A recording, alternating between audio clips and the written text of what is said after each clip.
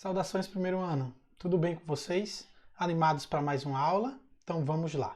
Na aula de hoje nós vamos continuar o que nós vimos na aula anterior. Na aula anterior nós vimos dilatação térmica dos sólidos, hoje nós vamos ver dilatação térmica dos líquidos. Basicamente, pessoal, vai ser a mesma coisa, né? Só um complemento da aula anterior, tá? Então vamos pensar no seguinte, para a gente fazer a dilatação térmica dos líquidos, né? Os líquidos também dilatam, né? São compostos aí por moléculas, as moléculas agitam-se devido à elevação de temperatura e aí acabam se expandindo, né? E aí eles também vão sofrer dilatação ao serem aquecidos, da mesma forma que eles vão sofrer contração ao serem resfriados, né? E aí, para determinar essa dilatação, nós usamos basicamente a mesma ideia, as mesmas regras que nós estudamos aí nos sólidos, tá? As mesmas regrinhas. Só que deve pensar o seguinte, né? Os líquidos não apresentam, a gente pode cortar aqui, os líquidos eles não apresentam forma definida, tá? Que forma eles vão adquirir? A forma do recipiente onde eles serão colocados, né?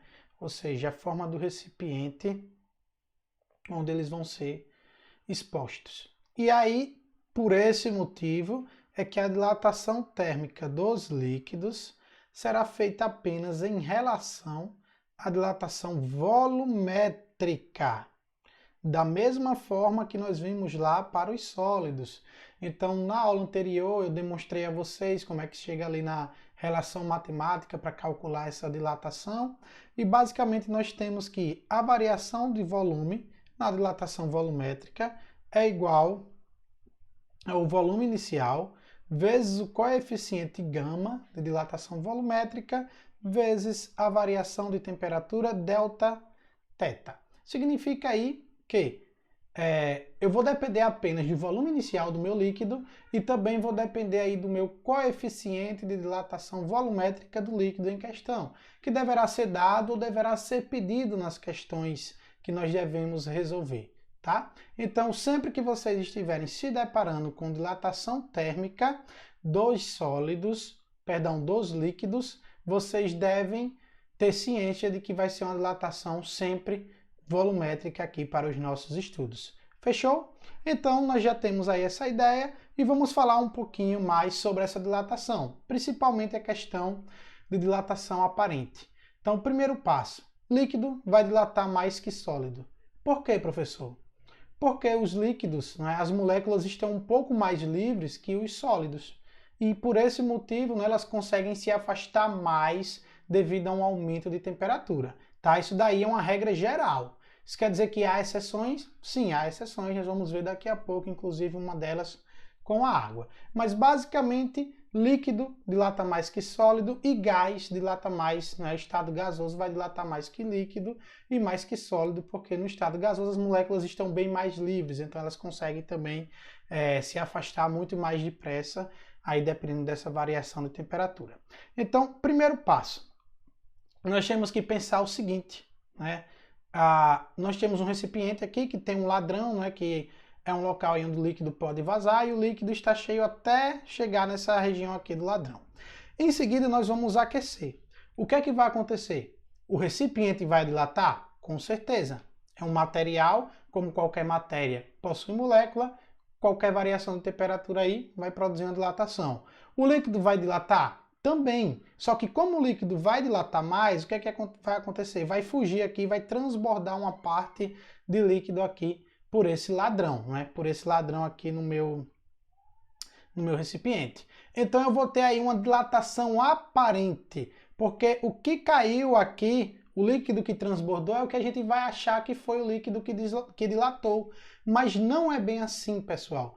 Como o recipiente também dilatou, então uma parte da dilatação desse líquido continuou dentro do recipiente. Então o que transbordou aí foi só uma dilatação aparente.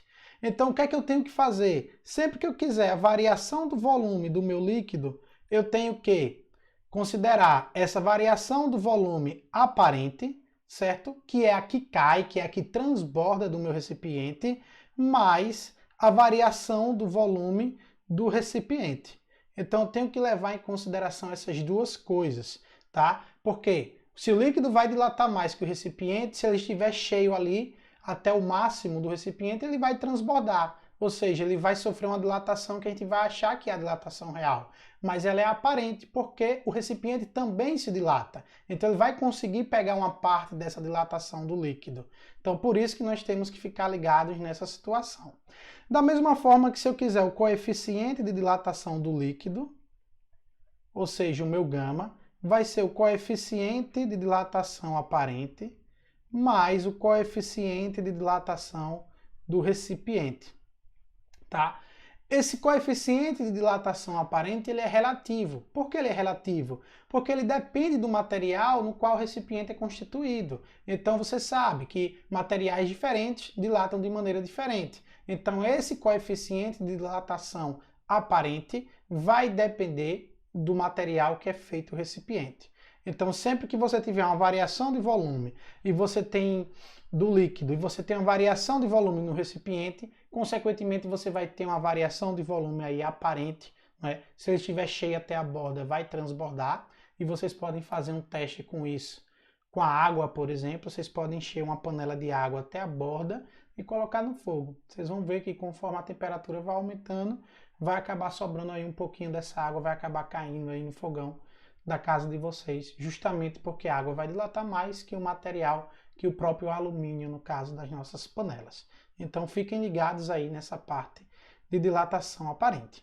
E para a gente fechar o capítulo extremamente curto, vamos falar da dilatação anômala da água. Por que anômala? Porque não segue o padrão, tá? Então a água apresenta um comportamento bastante diferente dos outros líquidos. Ela diminui, veja só, diminui o seu volume ao ser aquecida de 0 graus Celsius até 4 graus Celsius.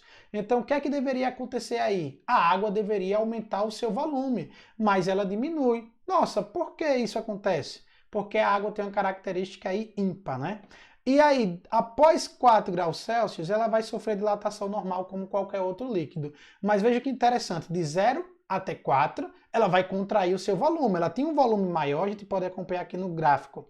Em 0 graus, ela tinha um volume maior.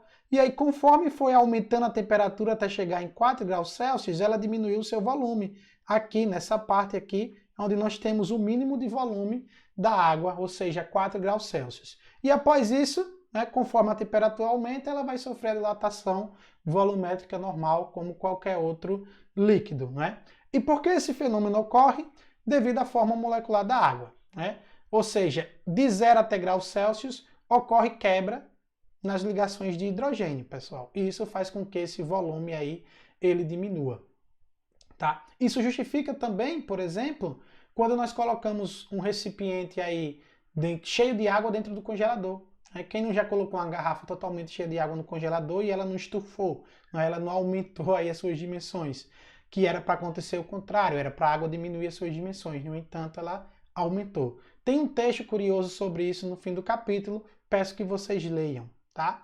E essa dilatação anômala da água, pessoal, explica justamente o que ocorre aí, porque os lagos aí em países mais frios no inverno, né, com temperaturas mais amenas, mais baixas, porque eles congelam só a superfície e dentro do lago ainda fica a água aí no estado líquido. Por que isso ocorre? Porque, veja, quando você começa a resfriar a água, aquela parte na superfície, aquela lâmina da superfície, ela recebe o resfriamento primeiro. Como a parte mais embaixo, né, mais funda da água, está mais aquecida, aí nós temos aquele ciclo de convecção, né? A mais quente sobe, a mais fria desce, e aí esse ciclo continua acontecendo até chegar na temperatura de 4 graus Celsius. Por quê? Em 4 graus Celsius nós temos o menor volume para uma massa de água, ou seja, densidade é igual a massa dividido pelo volume. Então, em 4 graus Celsius nós temos o menor volume, consequentemente, para uma temperatura θ de 4 graus Celsius, nós temos uma densidade máxima para a água.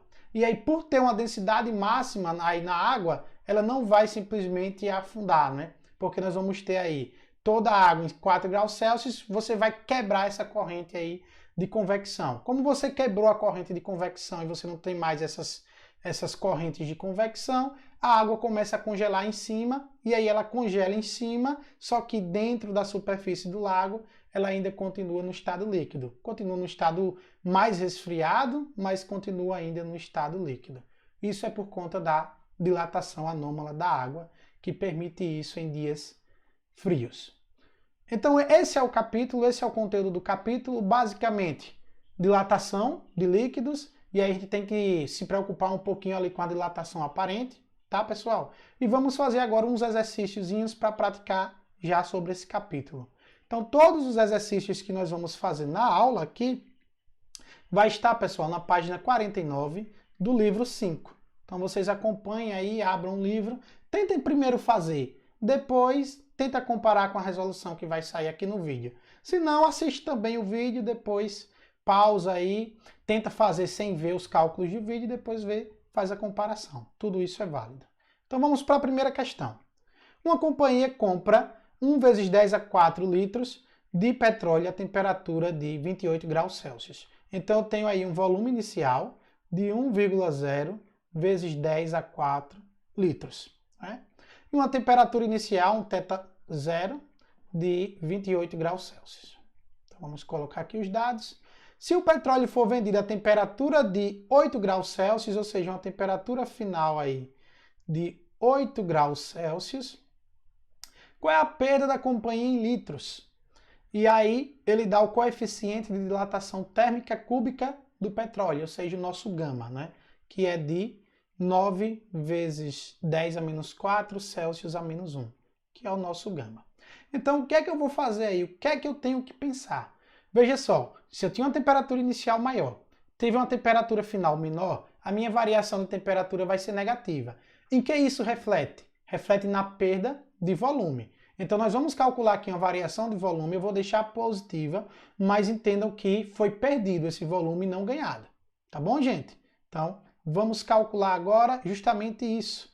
A minha variação de volume vai ser igual ao volume inicial vezes o gama vezes a variação de temperatura. Então, vou considerar positiva, mas nós sabemos que a final menor que a inicial vai dar uma variação negativa. Mas como ele quer saber a perda de volume, eu vou desconsiderar esse sinal, vou considerar apenas um módulo. Tá? Então, essa variação aí do volume, eu tenho o meu volume inicial, que é 1 vezes 10 a quarta, o meu gama, que é 9 vezes 10 a menos 4, e o meu Δθ, que é de 8 menos 28, isso daqui vai dar 20, vou considerar positivo, tá, pessoal? Então, eu vou ter aqui uma variação de volume, eu vou cortar o 10 a quarta positivo com 10 a quarta negativo. Isso daqui vai ficar 20 vezes 9, vai dar 180 litros, não é? 1 vezes 9 dá 9, 9 vezes 20, isso daí vai dar 180 litros. E essa daí seria a resposta da primeira questão. Ou seja, ele perdeu 180 litros, né? Ele comprou numa temperatura mais alta, estava dilatado, e aí ele vendeu numa temperatura mais baixa, estava contraído. E o curioso é, pessoal, sempre que seus pais, ou até mesmo vocês aí, quando tiverem a idade, que forem abastecer os seus veículos, sempre abasteçam com a temperatura mais baixa. Porque se vocês abastecerem com a temperatura mais alta, vai ter uma dilatação. E aí, quando essa temperatura diminuir durante o dia, você tem uma contração, você vai perder volume. Pode não ser muito, mas você vai perder volume. Então, por isso que recomenda-se que você abasteça o seu veículo no início da manhã ou no fim da tarde, que a temperatura aí já está uma temperatura mais amena. Para que você não sofra aí com essa contração do líquido em questão. Fechou? Então, vamos agora para a questão 2. Já disse, pausa, vê, volta, tenta fazer vocês mesmos e aí depois compara com a resposta aqui do vídeo. Então vamos para a questão 2. Questão 2 diz o seguinte: a expressão dilatação anômala da água, ou seja, estamos falando do que eu terminei de dizer minutos atrás, né? Então, refere-se ao fato de uma determinada massa de água a pressão constante possuir volume máximo a 4 graus Celsius? Não, né, gente? A gente fala que o volume é mínimo. Eu mostrei aqui no gráfico, aqui, ó. O volume é mínimo, olha aqui na curva. É o menor valor possível. Então, aumentar sua massa específica quando sua temperatura aumenta de 0 para 4 graus Celsius Sabemos que densidade é massa por volume. Se o volume aumenta, né, a densidade diminui. Se o volume diminui, a densidade aumenta. Então, conforme aumentar a sua massa específica, quando sua temperatura aumenta de 0 para 4 graus Celsius, vamos guardar essa informação para analisar depois. Aumentar o volume quando sua temperatura aumenta de 0 para 4, já sabemos que não é? Porque ela vai diminuir. Está aqui no gráfico novamente. Observa, volume maior de 0, quando chega em 4, volume menor. Ela diminui.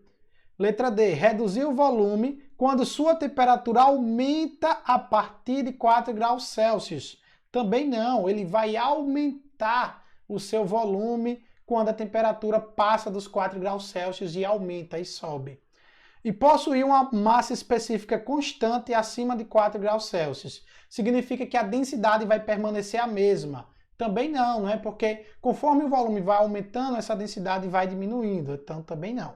Por eliminação, e é a que está mais coerente aqui com a teoria, a letra B, né? Ela aumenta a sua massa específica, ela aumenta a densidade. Por quê? Porque o volume diminui, não é? De 0 a 4 graus Celsius. Então, se o volume diminui, a densidade aumenta, porque a densidade é inversamente proporcional ao volume. Quanto mais diminuir o volume, para uma mesma massa, claro, maior vai ser a densidade. Então, a resposta para essa segunda questão seria aí a letra B. Então, analisa também, volta lá no vídeo, volta no gráfico, dá uma olhada no livro e tenta também compreender essas ideias. Então, vamos agora para a próxima questão. Aqui a leitura da questão, nós temos o seguinte. O tanque de álcool de 45 litros de um automóvel é preenchido completamente pelo motorista em uma noite fria, 15 graus Celsius. Então, tem um volume inicial aí de 45 litros. Em seguida, o motorista guarda o veículo na garagem. Se a temperatura ambiente na manhã seguinte for de 25 graus Celsius, ou seja, eu tenho uma temperatura inicial de 15 graus Celsius, e na manhã seguinte a temperatura era de 25 graus Celsius. Ou seja, houve uma variação de temperatura de 10 graus Celsius. E aí ele quer saber quanto de álcool terá vazado do tanque pelo ladrão aproximadamente, ou seja, pelo aquele suspiro que dá para o líquido escoar.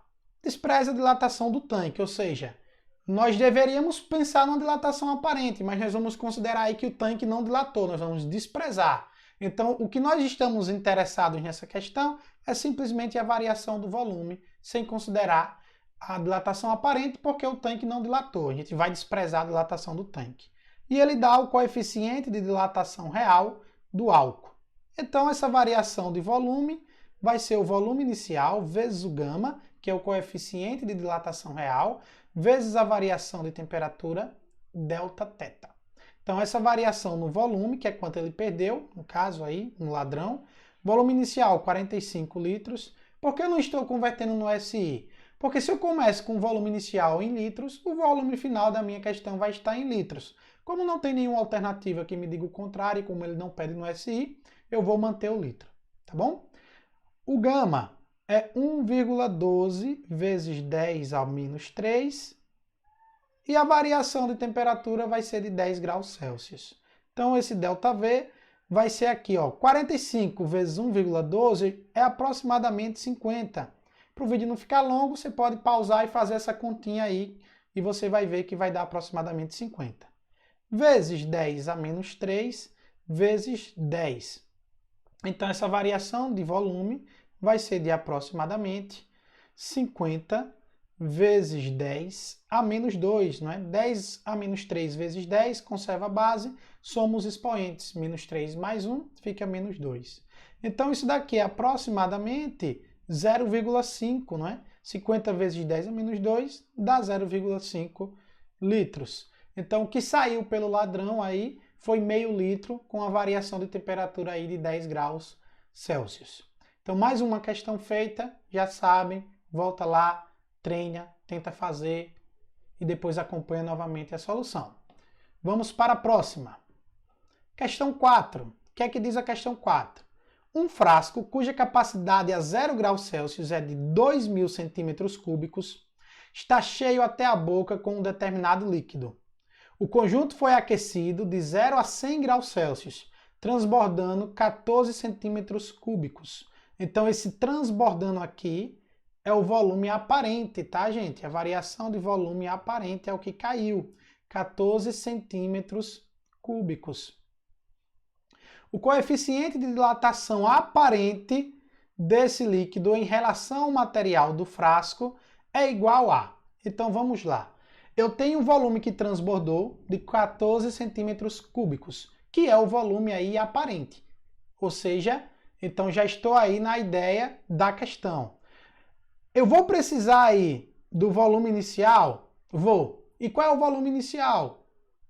2.000 centímetros cúbicos, né? Que ele estava cheio até a borda, ou seja, todo o recipiente continha um líquido lá. E aí eu vou precisar da variação de temperatura. De 0 a 100 vai ser 100, né? A temperatura aí de 100 graus Celsius a variação. E o que ele quer é o coeficiente de dilatação aparente. Então, eu vou fazer aqui a minha variação de volume aparente. É o volume inicial, vezes o gama aparente, vezes 100. Então, essa variação é de 14, o volume inicial é de 2.000, o gama é o que eu preciso, aparente, vezes 100. Bom, então nós vamos fazer aqui, ó, o meu gama aparente, meu coeficiente, vai ser 14 dividido por 2.000 vezes 100. Ambos, 2.000 e 100, estão multiplicando o gama, eu passo para o outro lado, dividindo, né? Então, isso daqui vai ficar 14 dividido por 2 vezes 10. Tenho 1, 2, 3, 4, 5 zeros. 10 à quinta. Então, o meu gama aparente vai ser igual a 14 dividido por 2 vai dar 7. E aí, quando o 10 à quinta está no denominador, eu posso jogar para cima, desde que eu inverta aqui o sinal. Então, vai ficar 7 vezes 10 a menos 5 graus Celsius elevado a menos 1. Então, qual é a alternativa aqui? Letra B de bola. Então, veja só, eu lidei com volume aparente, mas ele precisa de um volume inicial. Existe volume inicial aparente? Não, só depois que dilata. Então, o volume inicial que eu vou usar é o volume inicial do líquido, que era o mesmo volume aí do recipiente. E aí eu consegui encontrar o meu gama aparente, ou seja, o meu coeficiente de dilatação volumétrica aparente.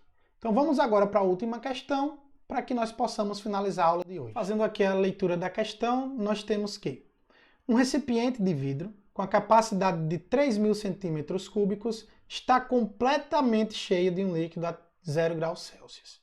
Então, o volume inicial, 3.000 centímetros cúbicos também. O conjunto é aquecido até 100 graus Celsius, ou seja, de 0 a 100 há uma variação de temperatura de 100 graus Celsius. Observa-se que 15 centímetros cúbicos desse líquido extravasam do recipiente. Se cai do recipiente, é a variação aparente, que é de 15 centímetros cúbicos. Considerando-se o coeficiente de dilatação linear do vidro como sendo constante no referido intervalo térmico igual a 4 vezes 10 a menos 6, ou seja, o gama aqui, o coeficiente de dilatação volumétrica do recipiente, que é de vidro, vai ser 3 vezes o 4 vezes 10 a menos 6. Por que 3 vezes, professor? Porque o que ele deu foi o linear. Ele não deu o volumétrico.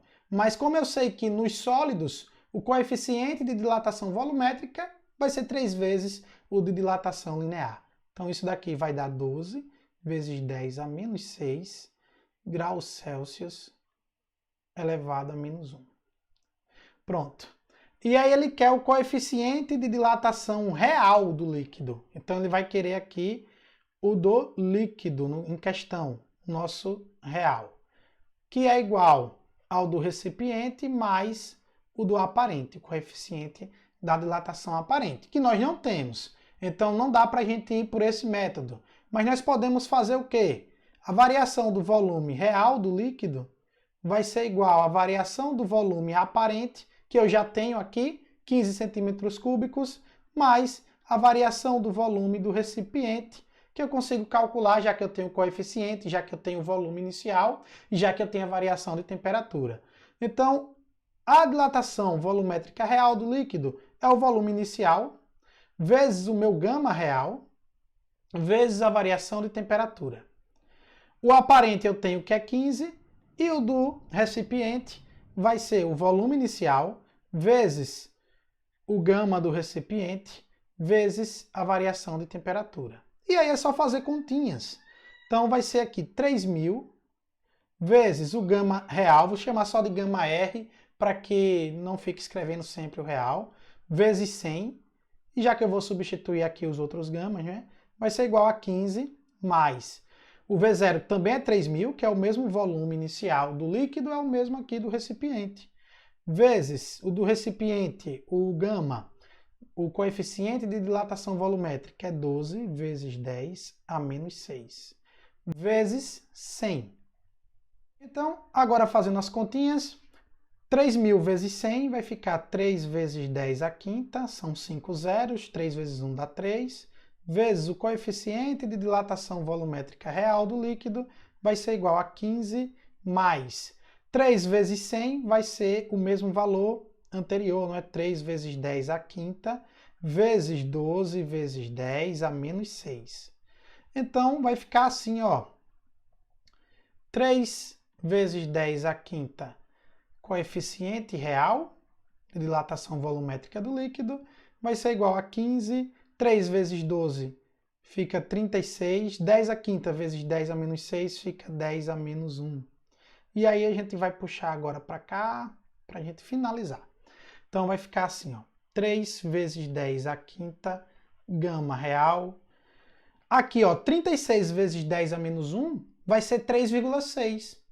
Né? Porque quando eu tenho o expoente 10 a menos 1, significa que eu ando uma casa para a esquerda e aí ele fica 10 a 0 ou simplesmente 1 no caso.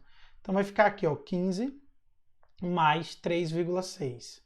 Então, 3 vezes 10 a quinta, o gama real vai ser igual a 15 vezes 3,6, isso daqui dá 18,6. Então, meu coeficiente de dilatação volumétrica real vai ser igual a 18,6 dividido por 3 vezes 10 a quinta. Isso daqui vai dar 18,6 dividido por 3 dá 6,2 vezes 10 a menos 5. Lembrando que quando eu subo a potência aqui para o numerador, ela vem com o sinal negativo. Se a gente olhar, ó, ele quer a resposta em 10 a menos 5, que está aqui, ó, 10 a menos 5 graus Celsius a menos 1. Então, a resposta correta, a letra E, 6,2 vezes 10 a menos 5 graus Celsius elevado a menos 1. Então, vocês viram aí como pode ocorrer questões que envolvem dilatação dos líquidos, que é a dilatação volumétrica, e inclusive essa última nós falamos também da variação de volume aparente, variação de volume real e a variação de volume do recipiente. Então estudem, vocês têm 10 questões no capítulo, tentem fazer as 10 questões, não se esqueçam de fazer a leitura de por que a água expande ao se congelar, tá? É importante, é interessante, e nos vemos na próxima aula. Então ficamos por aqui com essa aula e até a próxima. Valeu, tchau, tchau. Até a próxima aula.